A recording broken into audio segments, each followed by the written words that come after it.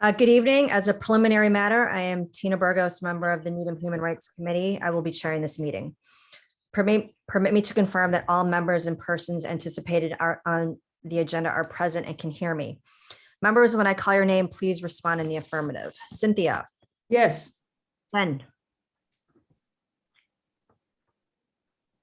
No, Sorry. Karen. Yeah, you. Yes, I'm here. Sorry.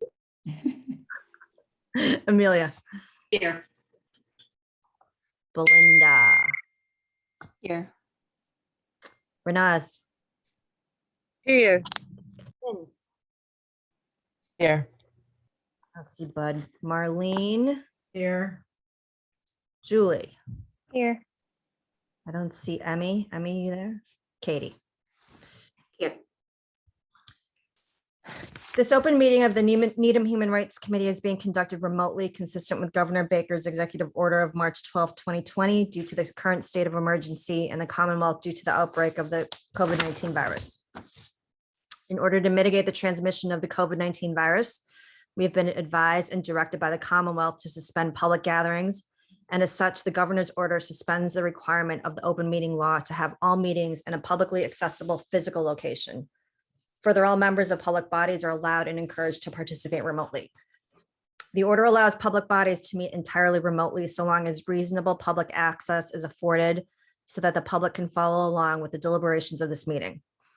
Ensuring public access does not ensure public participation unless such participation is required by law.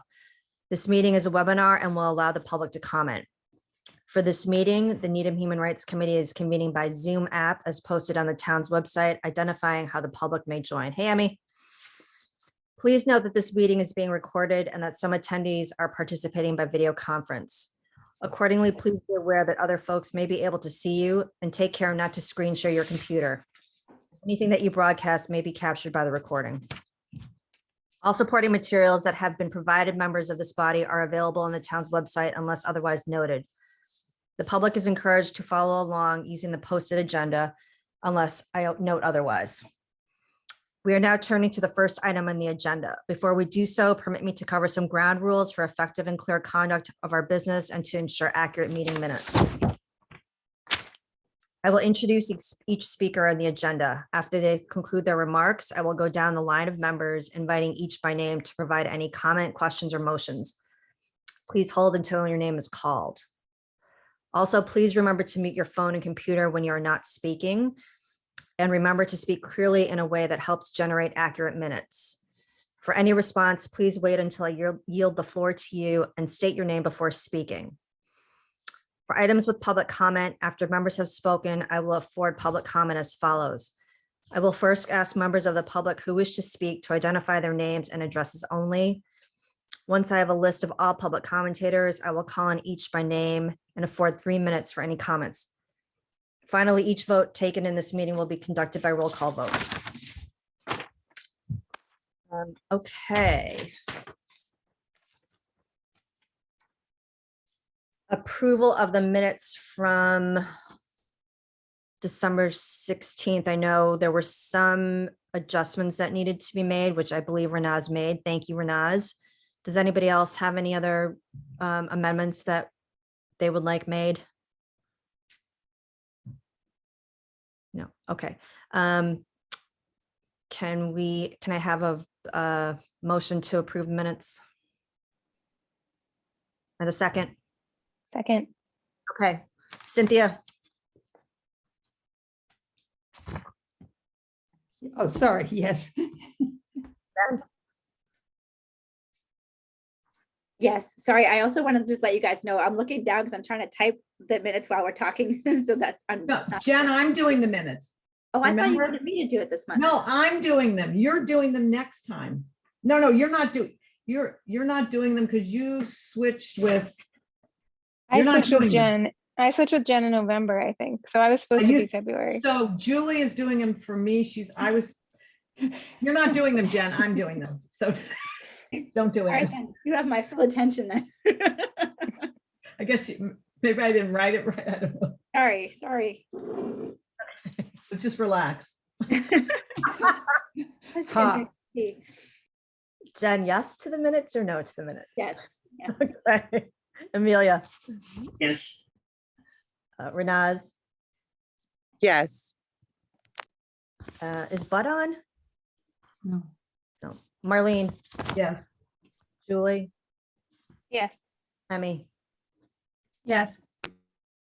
Cynthia, did you have Yes, comment? I know people haven't seen, I made some adjustments to the minutes, mainly like, minor things, putting in the times or some names of people. The one item I wasn't sure of is whether we had, and this might be important, whether we had approved the November minutes. It wasn't on the agenda and I didn't note down that it had been, and Renaz didn't have that in her minutes. So that's just something, you don't need to figure it out right now, but something you had circulated them, but I don't know whether we actually approved them. We could easily do that at another meeting if. Okay, I'll if it make didn't note of it. happen. I will It's- make note of it. It's small, but Thank you. Okay, minutes for December 16th, 21 meeting have been approved. Katie, do we have anybody for public participation today? We do not. Okay, thank you. We have a new member. Hi, Finn. Hi, how are you? Congratulations. Thank you. You want to take a minute to introduce yourself to the group and just let us know what brought you to HRC? Yes, so I'm Finn. I'm friends with Emmy and I go to the high school. I'm a sophomore. And I kind of got directed to the HRC in the same way through a past member and past student at the high school. I'm very excited to be here and for this opportunity. Thank you so much. We're happy to have you. And while we're talking about members, we're losing one in the spring. Julie is with child. Yes. Another one. You've already seen me through one. Congratulations. Seeing me through another one. Thank So you. I think with her schedule with the kids, the new baby, it's just going to prove to be too challenging for her to continue working with us. Julie, what was your were you going to try to make it through March? Is that correct? I'm due in March, so I probably won't make it to that meeting, but I can try. Okay. And I said to Tina, I just feel like this is my third boy. So I feel like I'm going to be underwater as it is. And I want to be able to give the committee more than I think I'll be able to give after the baby's here. So maybe in a couple of years, if there's another vacancy, I can come back. But for now, I think it's probably the responsible decision. So if anybody has any suggestions or, so we still have 2 spots now after Julie leaves, after next month, please direct them to me, to Katie, so that we can try to fill the 2 spots because we still have not filled Marcus's old seat. Marlene. I was just wondering, sometimes the town puts out a call and I was wondering if the thing that Cindy puts out, is that communication, is that a place where vacancies could be listed? Yeah. And if so, since the newspapers are useless now, maybe we could, because I remember a couple of members in the past said that they just saw it and decided they were interested. And so that might be a way for us to get somebody. So I'll talk to her about putting that in is that weekly, Katie? Is that what, is her newsletter weekly? Yes. We can post on the town Facebook again. We'll post on our Facebook page again. But if you know of anybody else that has the passion for what we're doing and the time commitment, please encourage them to apply. I know typically there's some sort of this cycle for appointments, but because we're going to be short 2 folks, Marianne said that she would prioritize trying to fill these spots. Jen? I was thinking I could also announce it next week at the book club or the book discussion, because I think there's like 40 some odd people registered for that that evening. Who knows how many will show up, but that might be a good pool of people to announce it to too. Okay, that's great. Just shoot me a text. Okay, that's awesome. Great. Thank you. The Martin Luther King Day program recap. Does somebody want to talk about that? I did pass out all of my posters, and then I walked around town and I saw maybe 3 went up for the businesses. So I was a little disappointed by that, but I did try to target their small business community to get them to help with the marketing. It just kind of flopped. Marlene? So I got a follow-up email from NDI, and they said there were over 300 people. I saw like 250 something as at the most when I was watching, but it was really good. Unfortunately, they went over by 30 minutes. They said it was going to be an hour. I don't know how many people were on. I thought it was all excellent. Probably they could have cut some of the music. I loved the kids reading the story. And I think somebody told me that they were Christina Matthews kids. Because is that right? Yeah, because I didn't, the last name was Butler. And so I only know Christina by Christina Matthews. And I love that they read that and sang. And I thought the keynote speaker was great. I thought that the new minister from Carter, who I'd never heard of or knew, I thought she did a great job. I thought overall it was very moving, and another NDI win. And I was glad that we were co-sponsors. Renaz?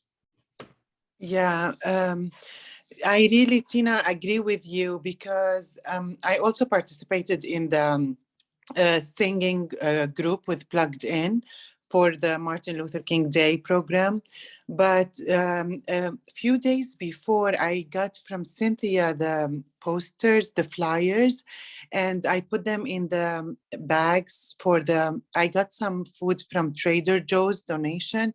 And in my neighborhood, I donated the groceries, and I made sure to knock on the door, tell them there is a flyer for Martin Luther King Day. 3 families, and they didn't know about it. They were so happy that we're doing it. They had no idea about the event or even about the Human Rights Committee. So I just want to thank you for suggesting that, and for Cynthia for providing also the flyers. But I feel, I don't know, we should do something just to advertise it more. I really wanted the people, especially in my neighborhood, to know about these kind of events. Great. Thank you. Amelia? Unfortunately, I lost internet connection and did not see the live presentation, and because the internet was not restored till later. However, I was in the planning along with Cynthia, so I knew what was going to be presented.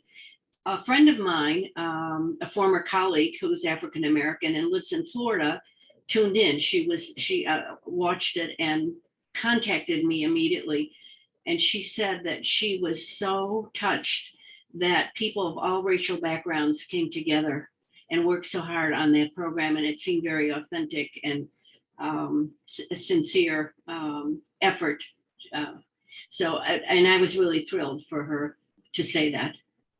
That's great. And I have also heard from other people that, as Marlene mentioned, some of the high points were exceptional. Cynthia? Hey, Amelia, I'm so sad that you didn't have the internet connection. That's wonderful feedback. We've been having very positive feedback from people. As planners, we were watching this marvelous keynote speech unfold, which had been agreed upon to be about 15 minutes long. And it was so wonderful. There was no way that we could cut it off. And we wanted to focus on music because that was the theme in terms of the role of music in the civil rights movement and the quote from Martin Luther King Jr. And we had a group of musical presentations to represent different parts of our community. and different ones spoke to different people. Like my husband loved the icon version of "We Shall Overcome" in the center of our town. And so it was one of those things that it's when you have a presentation, and it's very daring to do things that are both live and recorded and to go back and forth. And I'm in awe of the people who have the technical skill to do that. And the reason we come up with 300 is fortunately each tile or thing often includes more than one person. So that was our estimate. And some people came on and went off, so that the highest number at any one point was like 264. But even very near the end, when it was a half hour over, there was still over 200 stations or tiles represented, which was incredible. I think shows the level of engagement that people had. I have a habit of looking at who's there, and it was nice to see 4 of the 5 selectmen, unless the 5th one was under a different name. And Katie was there, so you'd know. Am I right about that? Yeah. And Dan Gudikants, our superintendent, was there, and there are a number of teachers I recognize. There were lots and lots of people I have never run across, which hopefully means either I'm out of touch, hopefully doesn't mean I'm out of touch with who's around, but that it means that we have reached a lot of people. I do like what Renaz raises, that there are people who are on social media and people who read the electronic sign, and then there are a lot of people who don't. And there's some people who might not have computers to get on to see the show, and I don't know, to see the program. I don't know whether we ask some places when it's not such a much a COVID scene, hopefully, that you set up a computer for viewing at, for instance, the Chambers Street meeting room, or probably some of the town things couldn't be open that day, which is a limitation. But for us to begin to think in different ways of reaching people. But it's I'm so glad that the Human Rights Committee has continued to be part of this. That's great. Does anybody else have anything else to add? Julie? I went for as long as my 5.5-year-old could pay attention, but I wanted to say that I thought it was really nice that it was accessible to him. And it's hard to figure out a good way to kind of celebrate and acknowledge these things with young children. So I really appreciate that at least some of it, like the music and some of the things that were in the program, were things he actually wanted to pay attention to and acknowledge. Great. Thank you, guys. Looking forward to next year. The community education event that Jen, Bud, and I have been working on regarding demystifying critical race theory, we're still in the process of working through what that's going to look like. Jen, do you want to talk about the meeting that we've got coming up on Friday? Sure. I think there's a couple of good pieces to report back on. One is that we did get word back from Mary Lammy with Needham Public Schools that they are interested in working with us on this. They, I guess, are already working with the Needham community education folks to try to put together something on critical race theory in the fall through the adult or the community education, I don't know, what would you call that office, the NCE education. I'm sure you guys have seen their brochures. So that I think what it was is that Mary Lammy from the schools reached out to Diane Simmons, who's the community engagement coordinator for the Real Coalition, who is working with the person from NCE, Amy Goldman, to get everybody together. So Tina and I are meeting with them on next Friday to get a better sense about what they are working on and how we might be able to coordinate. It sounds like maybe they already met with a couple people from Needham Diversity Initiative. I don't know, Cynthia or Amelia, if you guys have heard anything about that. But they're excited to loop us all in together. Separately from that, Marianne, McGowan. thank you, McGowan. I'm like, I think it starts with the G, from First Parish did reach out to us to say that they have been thinking about this issue and wanted to do some kind of education program about it. And so they are also interested in collaborating. So I think that one of the things that maybe we can decide here is, does it feel doable or appropriate for us to work on something with the schools and community adult ed for the fall, but maybe work on something to happen in the springtime, maybe in partnership with First Parish or something like that. Is that too much critical race theory, or would it be nice to have the opportunity to kind of, have a say in forming two kind of different types of events? I think in terms of speakers, Bud had found a couple people that he was thinking about. Marianne had mentioned a couple people that she and the folks at First Parish have been considering. And also I have a meeting this Friday with an old colleague at Northeastern who was going to let me pick his brain about some folks that might be interested in coming to talk about it here in Needham. So we might have a couple of different options, and maybe we can approach programming in a couple of different ways and reach different audiences, with the adult ed maybe being one bucket and maybe doing something else in the spring earlier than that, because I don't know, the fall feels very far away to me right now. I don't know. What do you guys think? I think coordinating a couple of different events does not feel too overbearing to me, because I agree, it's going to be definitely two different audiences, right? NCE has their own set of folks that are going to be signing up for that seminar. But what does everybody else think? Marlene? Yeah, I think doing something in the spring, I agree with you. The fall seems really far away. I think it would be great to do something in the spring. And also maybe if it gets a good buzz in the spring and people missed it, they might come then in the fall. So, I don't think that having two events is too much. One of the things that I know that Mary Ann recommended was Gary Bailey, one of the speakers, and Gary was the keynote at NDI. So I don't know that he's wonderful, and I love listening to him, but I don't know that I would recommend that we bring Gary back. I don't think it's going to be the draw because he already did that. Just an FYI.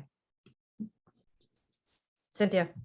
Hey, I imagine as you're planning this, you're trying to think about how you can reach people who have disagreements, questions, think this is a terrible thing to do.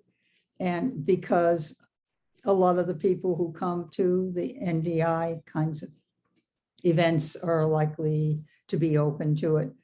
And it's great that Mary Lammy's involved. And we have talked in the past about whether there's any way, and I'm looking at Julie here, of partnering with schools so that we could get, I know life is very busy for parents, but find people whose kids are in school who are likely to feel like this is the wrong way to go, who have questions.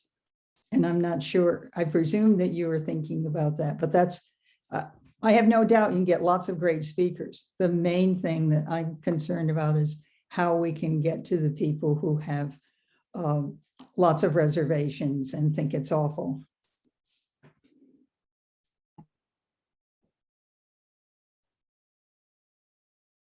Does anybody else have any other thoughts? Amelia? I agree. I think we should plan something for the spring, even if it's end of March, April. We have enough time. And I'm thinking, or were you thinking of having a guest presenter and then discussion groups, breakout groups with a facilitator, or have you gone that far, or are you still just sort of thinking of a general?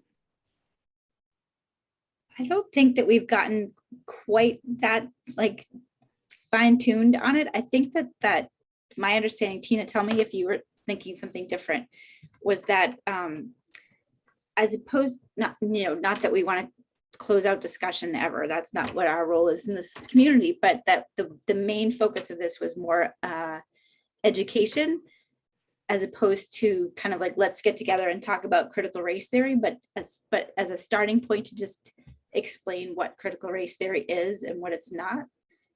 Tina, what is that what you're thinking about this was? Yes. Amelia. Well, I'm thinking the approach that we've used in At My Neighbor's Table is to have a guest presenter who then might present some material such as a TED Talk or excerpts, videos, which have been very thought-provoking, and you can find videos that sort of capture the concept of what is being discussed in a nutshell, but in an interesting way. So I don't know if you would start with the speaker first, or just do some research about what is out there. I mean, we could do some of that ourselves once we get the sort of a framework for what we're doing. Marlene. I agree. I love the idea of a video. Sometimes you can get something, even if it's like a cartoon, and it makes the point. It's usually pretty pithy, you know, it's short and to the point, and people can relate to it. I mean, I don't know what's out there, but I'm sure there's a lot out there. So I mean, I like Amelia's ideas too, but I think having a video as part of it was good. And I love the idea that you want it to be like the education piece, and maybe more the conversation piece would be in the fall. Like 101 and then 102. Or as I call it, it's American history. That's really what it is, folks. Let's call it what it is. Point taken.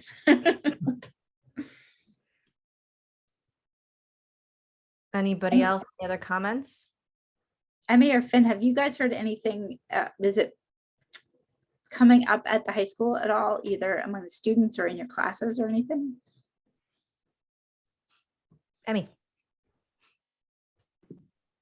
I mean, honestly, I haven't really heard too much about it. I know that there are some discussions that go on in classrooms, but I think it's more like, it's definitely like senior grades, and it's not like sophomores. We don't have any sort of discussions like that unless it's like last year, my English class, we had some discussions about that, but that was mostly because of what was happening in the world. And I think it's sort of slowed down now, which is unfortunate, but yeah, it's definitely not very present in our school. Fan.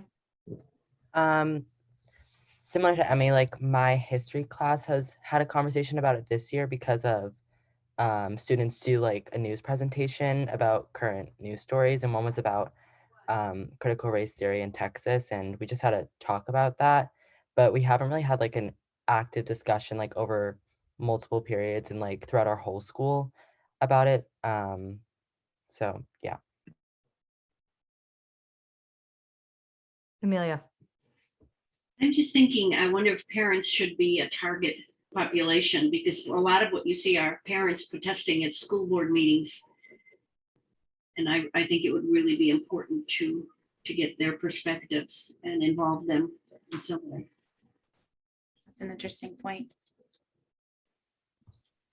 I agree. I can try to think of other, I mean, my first thought, like it was for MLK Day, is those newsletters that we all get, but I could try to think of other ways to, where I see things and where other parents might see things. Did anybody listen to the podcast South Lake, it was called? I don't know, like there's 7 or 8 podcasts episodes, and it was, I think, created by NBC News, and it's focused on a town in Texas. I don't think it might be called South Lake. That might be the name of the town, but it started off as a there were some like racist incidents in the town that caused the school committee to come up with a DEI curriculum for the school. And then when the school went to implement the DEI plan, people started paying attention and losing their minds over what was going on. And so then it became this whole debate within the town about what critical race theory is and whether it should be taught in the schools. It was a really good podcast. And I think what spoke to me about it was that it was about a community that was like a higher income white community in Texas. And so it reminded me a lot of maybe some of the dynamics that play out here in Needham. It was a really pretty compelling story. If anybody is interested, I'll send you the link to the information. Great, thank you. Cynthia? Following up on what Amelia said about trying to reach parents, I know Carrie isn't here, but isn't there a group that's like the presidents of the different PTOs for the school system that sometimes gets together? I was thinking whether if that group was asked, if this seems like something that would be important, that they might have an idea of the best way to reach people. I still remember, I don't know how many years ago, a program that was with the Parent Talk. I think Julie may have been part of that. It was held at Mitchell. You couldn't even get in there. It was so full. It was around children, especially young children, and Transgender families, children. trans children. And there were people there from different schools who talked about their personal experience, and they had a man who was an educator, and they had information presented, videos presented, personal talks, little discussions among groups. It was a fabulous program, and there were like hundreds of people there.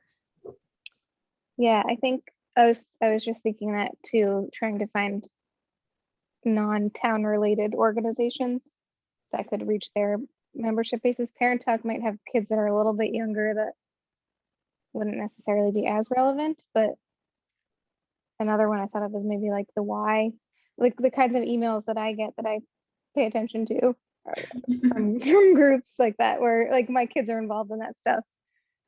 So we can try to think of other places like that. Renaz? So which, like, are we gonna target like the parents of high school only, or like different like ages? It's gonna be middle school, is it elementary, or all over? If it's only high school, I can reach out to the PTO of the high school. But from my experience, because my kids are now in Needham High School, I feel like children grow and start being more respectful, and they watch out like adults what they're saying, even if they have different point of view, even if they don't agree with you, they have a way of saying it without hurting your feelings. But then middle school, that's the critical age. I really think maybe if, I don't know if there is any parent of middle school children here in our group. If not, I can reach out also to the parent. I know some of the parents there and PTO. Is that something you want to consider? Is there specific age? What do you think? I think any parent who's, regardless of age of children, right, who's interested in education in general, and even if your children are young, thinking about what that's going to look like down the road, or even in your own sort of personal life, how you view CRT and how you view, as Marlene said, American history in general. I think it's relevant to everybody who has an interest in it. So I would not limit it to a certain age group, is my thought. Right? I agree. Yeah, definitely. So yeah, as many people as we can sort of figure out to reach out to in innovative ways, I think that's. One question I wanted to throw out to you guys is, does anybody have a strong feeling one way or the other, whether it's still too early to try to plan an in-person event as opposed to a Zoom event? Oh my God. Who knows? I think whatever you do would have to be hybrid. I mean, if you end up wanting to do in person, and I think hybrid is hard. Yeah. I think we should keep in mind inviting high school students. We used to do that for a number of the Human Rights Committee meetings in the past, and that would and if you connect up with some teachers to make it available as extra credit to go to an evening meeting when kids are busy with other things. And we did find that we had several like social studies or other groups that came to some of the events. It's a really good idea. Emmy and Finn, maybe you can find out if there are teachers who might be interested in having their students attend something like this, and then make it. I know one teacher did one of our programs was like extra credit, and another it was they wanted them to come. I don't remember which one of our programs it was, but it's really good to have teens. Healthcare is a human right was one of them. Well, that was one of the ones we had. Emmy, I definitely think that there are teachers that would be interested in setting something like that up. I think it's like depending on the teacher, whether they would be willing to make it like an assignment or an extra credit opportunity. And depending on what the event is and how much kids like participate in it, it could be something like a community service opportunity. I think that is sometimes appealing to high school students so that they sort of have something that they can sort of like have for themselves, they can use in the future. So yeah, that would be my main idea. okay, that's great.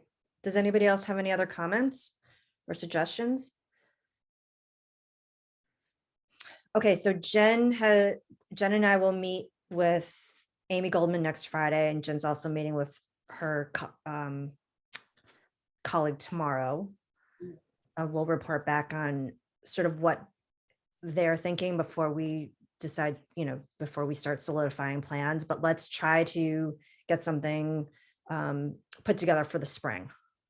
I think maybe we should plan on like early April so that we can hopefully come back to the February meeting with kind of like something that looks like a plan that we can act on. Okay, I think that sounds reasonable. Anybody else?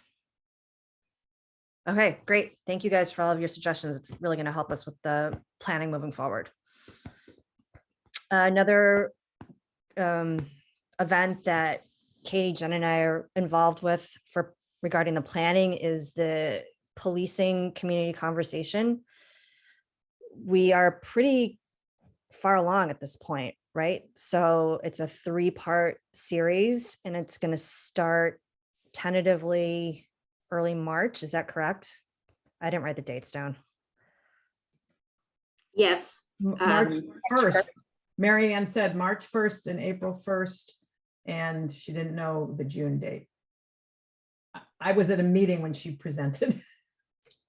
I don't have the dates in front of me, but yes, March, April, June. Yeah, I wrote down the first two because So we are trying to, the format right now is the first meeting is going to be sort of the educational piece about policing. There's going to be an overall history of policing in America. Chief Schlittler will talk about the department as it stands in Needham. And then I believe we're going to approach Gloria Grice about the history of policing in Needham. Yeah, she's confirmed. Historical. Okay. We're trying to nail down a facilitator for all 3 dates. Is that correct? And so then we still have to flesh out the session number 2 and session number 3. Is that how we left it off? Yeah. Those will go so fast now, I can tell. Does anybody have any questions or things that sort of feedback, things that you guys want to see come out of this aside from where we're at currently?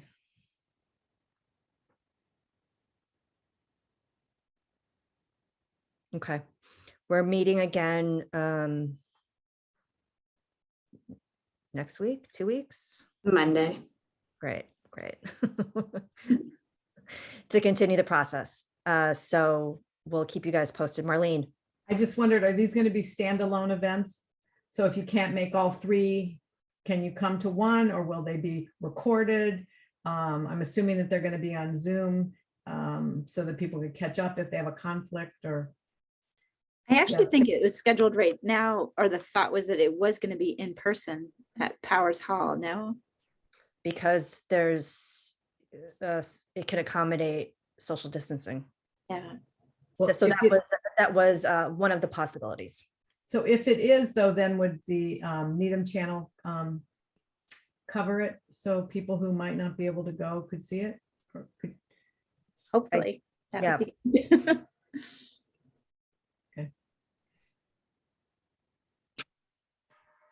Renaz? So can we invite people to attend? Yeah.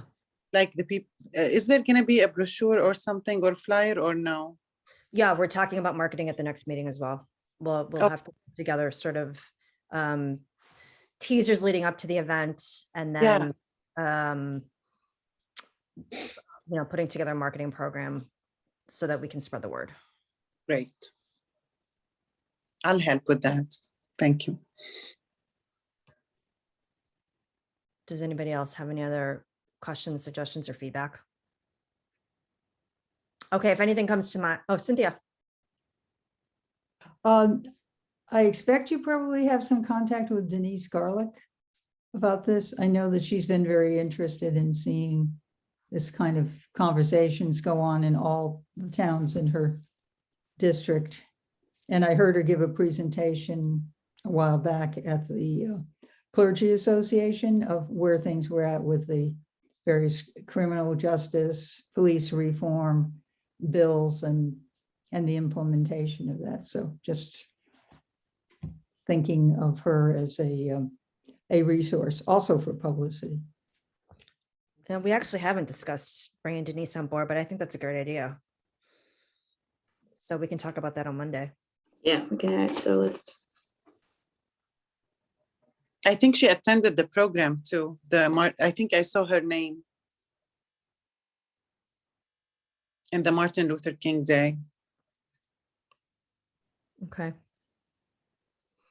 Well, we're meeting on Monday, so if anybody else has any other suggestions, just email me and then we can bring them to the table. Okay, great. The discrimination complaint process, we just finished our last subcommittee meeting right before this one. So just a quick update. We had, we meaning Marlene, Julie, Katie and I had a meeting with Marianne and Matt, the chairs meeting last week, just to get some feedback. There were some positive things that came out of it, some not so positive things that came out of it. There is some concern about, still some concern about privacy, concern about the process. And one of Matt's big concerns was regarding businesses. If a complaint was brought against a business, how would that affect the business's relationship with the community? So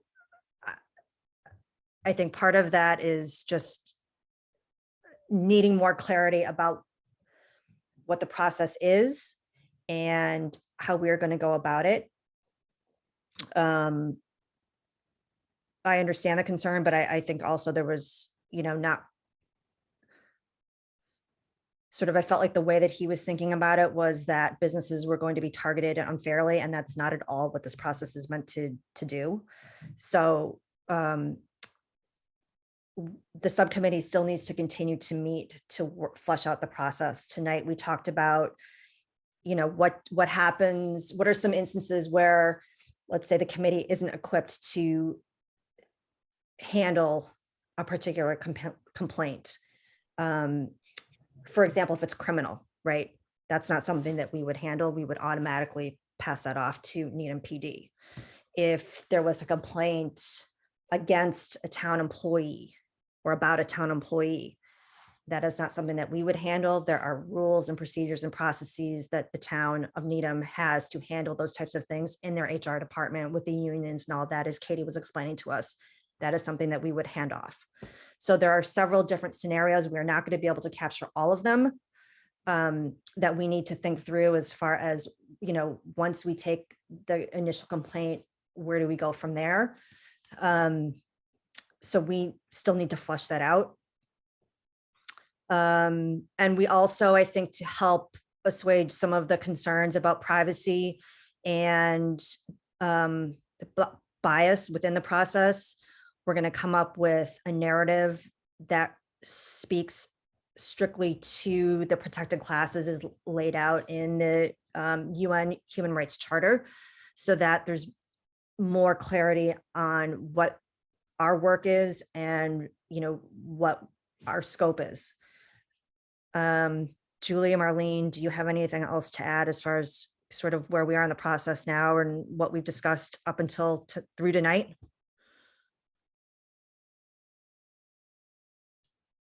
I think you captured it well. Jen? You mentioned something about concern about bias within the process. Can you tell me a little bit more what that means? So I think that the way it sounded to me when we were discussing the flow chart was that I think Matt's concern was that for primarily again toward businesses, right? If a complaint was brought against a business, that there was automatically going to be that business was automatically going to be put on notice for discriminatory practices, which means there's sort of this assumed bias that we're taking against a business before we even really get through the process of researching, investigating what actually happened. Why would it be any, I know this is you talking about what he was expressing, so I don't mean this as a direct question to you, I guess, but how would that be any different if the committee was investigating an allegation against an individual? I mean, you could say the same thing about if somebody says Jen Howard was, did X, Y, and Z to me, if it's like, just because it's in the process, is it like a innocent until proven guilty kind of thing that's on his mind, and that he Sort thinks of what it sounded like to me, and he was mostly concerned with businesses. I mean, there is really no difference. It could be a business, it could be it could be neighbor to neighbor, or citizen to citizen. I think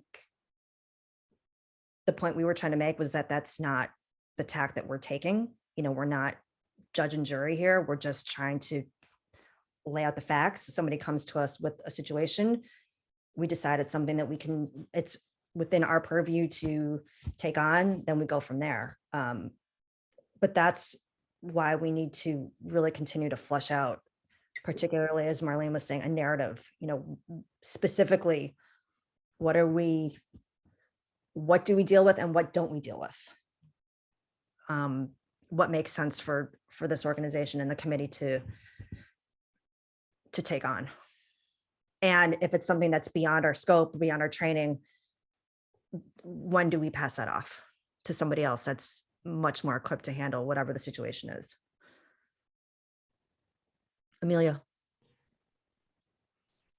If a person of color comes to us and says that they felt they were discriminated against by a business, by an incident that occurred in a business situation, we have to follow up on that.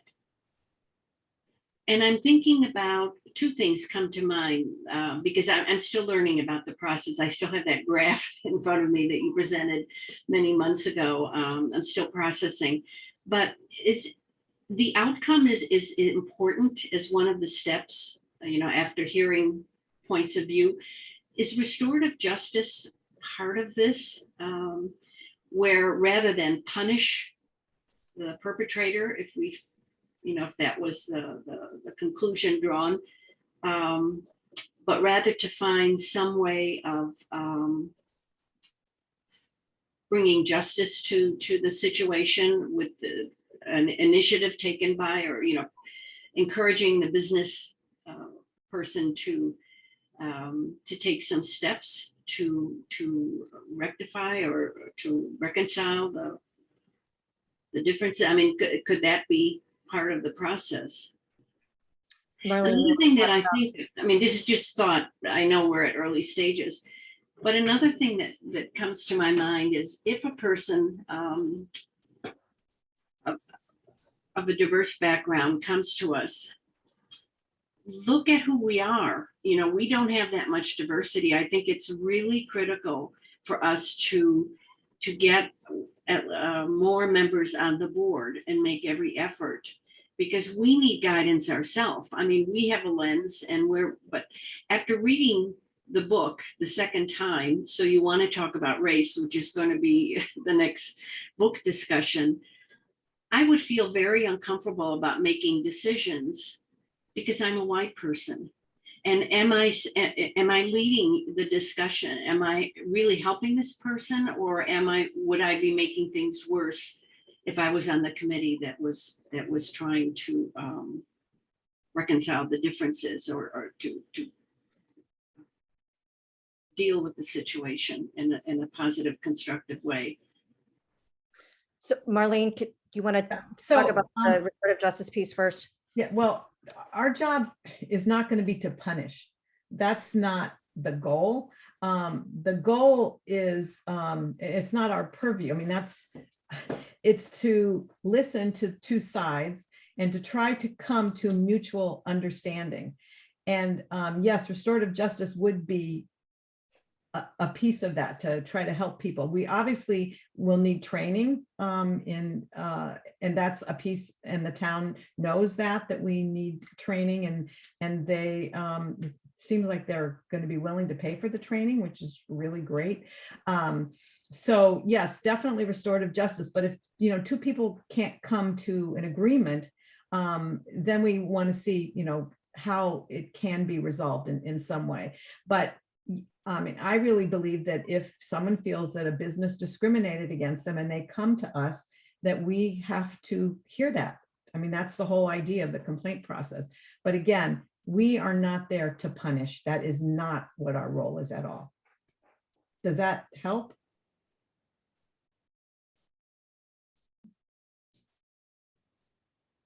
Amelia? I don't know. I think you have to ask Matt Borelli what his where he's coming from. Well, it's our complaint process. Cynthia?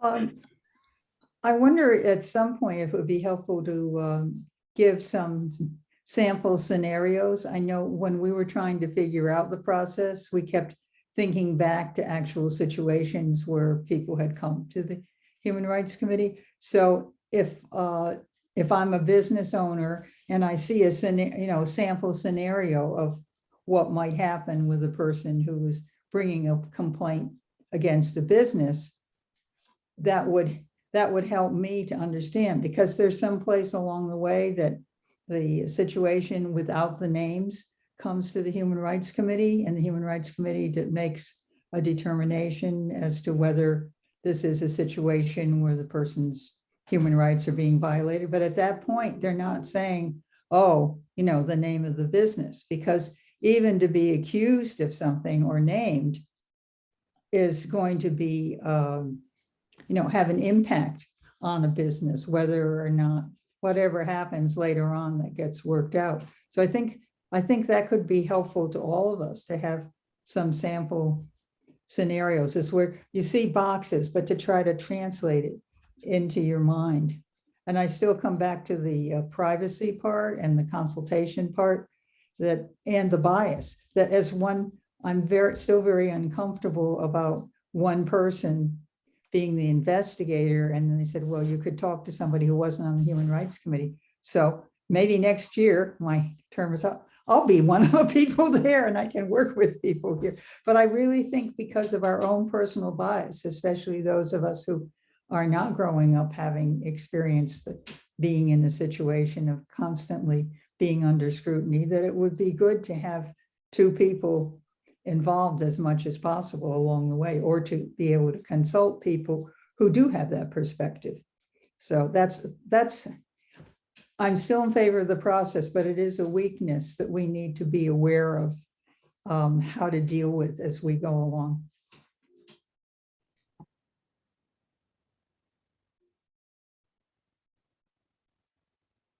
Any other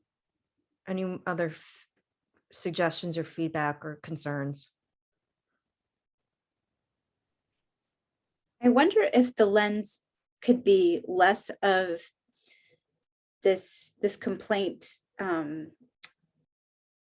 process is not necessarily an opportunity for fact finding. Like there's not going to be any decision coming out of NHRC that XYZ business, committed a human rights violation, but that what this process exists to do is to invite people who feel they've been wronged to come and talk to some people about it, with the understanding that the role of this group is to try to bring the parties together, to getting back to what Marlene said, to like come to a common understanding about what happened and see if you can get people to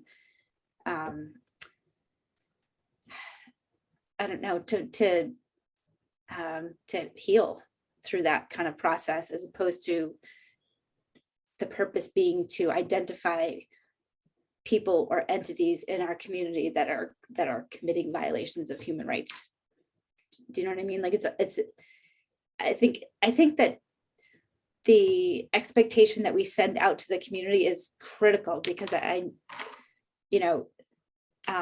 talk all day long to people who tell me that they've experienced injustices and expect that our legal system is going to work to help them fix those injustices. And that's not really what our legal system is set up to do. And so I'm very sensitive to the idea of giving out this, putting out this service, this assistance to people, if, because most people that have been wronged want somebody to pay for it, and I think we need to be very clear upfront that is not something that we have the power to do, so that people aren't disappointed. Amelia. And once we clarify what our role is, Marlene and I were at a Voices in Unity meeting. Marlene, remember this? And somebody suggested that we have a different name rather than call it a complaint process, but one of the titles suggested was Discrimination Report and Restoration Process, which I think gives a whole different feeling to what we're doing and what our goals are. But we might think about maybe even changing that title. What were your thoughts, Marlene, when you heard that? Well, every other human rights commission has a complaint process. So when I heard that, it didn't, to me, have the same kind of teeth as a complaint process did.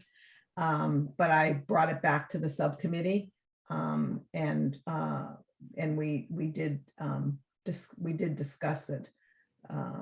So I kind of feel like that there's a reason that all the other commissions have a complaint process. Not that we can't, within our description, talk about restorative justice. And I agree with Jen about people not being disappointed. Do you guys remember, some of you who were on the committee, when it was when Ollie was on? So I don't know how many people were on the committee then. And when there was blackface, someone was in costume in blackface at the Chabad house. And so there was a complaint about that. And Ollie and I went and met with the rabbi at the Chabad house. And he had absolutely no idea why that might be offensive to anybody. So once we explained to him, he said, wow, like, fine, we won't, that's not acceptable. So that's in a lot of ways that I see this complaint process. Somebody who, it's an education process, a lot of it. Someone brings a complaint because somebody didn't know. So much prejudice, I think, is because people are not educated. That may be too simplistic, but That's the bottom line, honestly. Renaz? Yeah, I just want to comment on Jen's comment. Jen was saying like people who were targeted or were wrongly like somebody said something to them, they want other people to pay. It's not like this. It's we because my kids were really wrongly targeted in the in Needham public schools. We don't want anybody to pay or anybody to be punished or anybody to get in trouble, not at all. What we want people to respect, to know, just like what Marlene says. Sometimes they say things out of, they are not educated enough, even if they have PhDs. I'm not talking about the certificates. They're not educated enough in cultural differences and backgrounds. That's the main thing. I don't think we're not punishing people. I don't want anybody to pay back. I don't want anybody to, let's talk on school level, to get like a misconduct report on his like a school report, not at all. But we don't want people to refer to us as terrorists or that we're part of ISIS, like when this happened. So yeah, I think when you talk to them, educate them, sometimes the parents, I think this is the main goal of the Human Rights Committee. I don't want to put anybody in trouble or do anything, but I want them to understand and respect and reflect, or maybe know more about why this offended me, even if they didn't mean it. Thank you.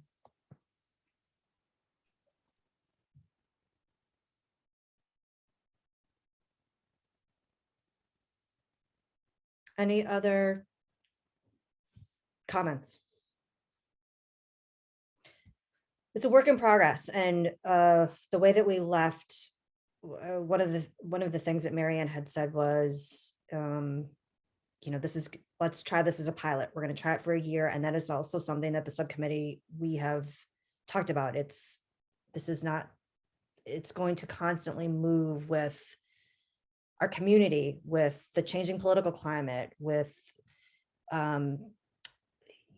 differing opinions on the select board, differing opinions on this committee itself. So it's not set in stone. We want to try to be as open as possible to making this the best possible process it can be, and that means we need some flexibility. So I just want to put that out there as well. It's not, we're working towards a launching point right now, but that is certainly subject to change as we move through this. So we'll meet again. We've been tasked with, the next steps.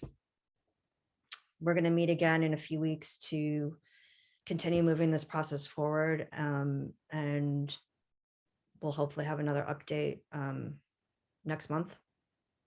And again, if there are some things that you guys think about, or you come across something that is relevant to the process as we work through it, shoot an email so that we can make sure to incorporate that as we're continuing our discussions. Okay. I just wanted to give a quick update. I don't know if anybody knows about the Family Unity Network. Has anybody heard anything about this? So it's a program that's being run by Beth Pinels and Joanne Willoughby in conjunction with an organization called Boston Bridges. And it is basically the purpose of Boston Bridges is nonprofit to try to bring together suburban and urban families to interact, to get to know each other better. So this group that Joanne and Beth has assembled via Boston Bridges is for middle school age children and parents. We had our first meeting last night, and it was just an introductory meeting. We're going to talk about multiculturalism. What does equity mean? Experiences that kids are having in school, and it's a combination of Needham-based families and Medco families. It's super interesting, and I'm doing it with my twins, There are about 4 families right now, and I think there's room for a couple more. So if anybody we're meeting, I think the next 6, we've got 6 more sessions, I believe, 5 or 6 more sessions. At the end, we're going to try to do a group project together that sort of incorporates everything that we've talked about in our meetings. So it's for middle school age kids. If anybody has any families that they think might be interested, if you could just let me know and I'll pass that information on to Beth and Joanne. I think, as I said, there are spots for 1 or 2 more families right now, but it's a pretty cool program. She's amazing, Beth. I know her. She runs the on your piece, right, in Needham High School. Yeah. Tina, when you say 4 families, does that mean 4 Boston families and 4 Needham families, or 2 Boston, 2 Needham, or? It's let's see, 5 families right now, 3 Boston and 2 Needham. And I think they have room for 1 or 2 more. So this is the first, this is fun is the abbreviation for it, is the pilot. And they're hoping that, it's something that they can continue after this first session goes through. But so far it's been great. Cynthia. Yeah, can we give you a name without having asked the person, or just we would need to ask them? I mean, yeah, just because it's a little bit of a commitment, it's. Oh, yeah, but I'm not sure I could Yeah, adequately. yeah, if you feel like it's a family that would be interested, yeah, absolutely. She already invitation, Beth. So, Okay. yeah, if you have any suggestions, I told Beth that I would just mention it at this meeting tonight.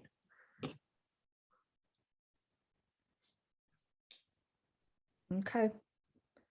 Did I miss anything? Announcements. I'm sorry, I got the date wrong. At my neighbor's table is this Sunday. Correct? Right, and we are co-sponsoring it, so. 23rd, not the Love 22nd. to see as many of you there as possible. Amelia's been working very hard on this. Yeah, I'm excited about this. Do you have a cap on it? How many? No, it's on Zoom, no cap. Okay. And then the book discussion. So you want to talk about race, that's being moderated by Jen and Carrie. Is that correct? Yes, that is correct. Thursday evening. The 27th. Yes, at 7 o'clock. And Cynthia, I have the 27th at 7 as well for the housing meeting. Is that correct? Do you want to just give us a little more information about what that entails? I imagine Katie knows a lot about it too, because the town is kind of sponsoring it too. This is the community group. This is a group that's people from the Needham Planning and from the community charged to look at affordable housing in the town. And so this is the first of, they'll have, I guess, a number of sessions.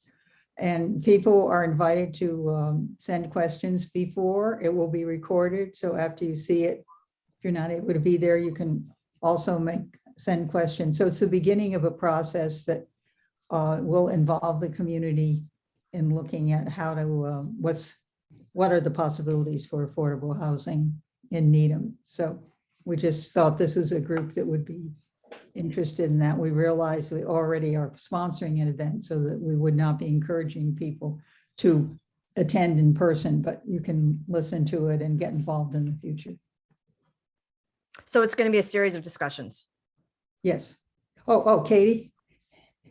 Yeah, you did a great job covering it. I just wanted to add, this first one is going to be, I think, more foundation setting to say, what has affordable housing in Needham look like? What's the current zoning and the implications of that, just to get more of a shared understanding of where we've been, and hear from folks about things they want the working group to be thinking about. And then there'll be a second public meeting in March where it'll be more the working group sharing potential solutions or things they want to incorporate in an updated affordable housing plan for the town.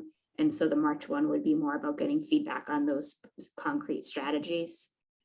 So it's on Zoom, this first one. So I think if you miss it on Thursday, but you are interested, definitely just watch it. And the working group will be taking email feedback all the way through.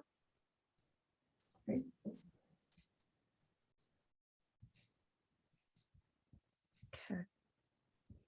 Does anybody have anything else? Oh, Yes. I sent you another thing that's coming up from, and since our next meeting is February 17th, it's actually happening before that. This is a Needham Diversity Initiative was approached by the Needham Community Farm to do a collaboration on a program with a film. I can't read my own writing, but I did send it to you. It's about essentially racial issues and food inequity. And it's the title of it, it'll be a screening of the film from Soul Farm. And it's on uprooting racism and seeding sovereignty. So it's an area where we haven't really done much, and it sounds like it's a really good film. And they have the date and the time, and the rest of the information will be going out, and hopefully Human Rights Committee will be able to help get that information out. We're not being asked to be a co-sponsor, just to. Do you know what that is? It's February 15th at 7 o'clock. Okay. If there is any just collateral that we can put on our Facebook page. Yeah, when it was announced at the MLK Day program, but there hasn't really been a blurb go out yet, but we'll make sure that we send it to you all. Okay. Thank you. Yeah, great. Thank you. Anything else? We are ahead of schedule. Can I have a motion to adjourn?